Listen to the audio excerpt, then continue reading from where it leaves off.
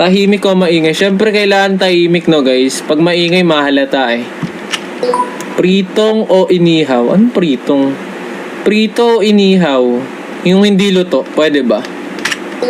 Tulog o gising? Syempre gising. Gising tayo. Masaya o malungkot?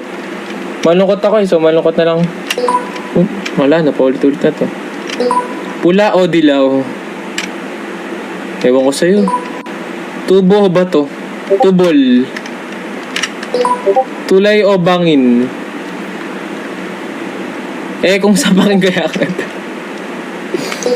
Kape o tsaa? Gatas. Nakatulog o nagising? Ewan ko ba dito sa mga gabi? Wag na, ayaw na dito. Mga tanungan. Uy, may pulis! Chip!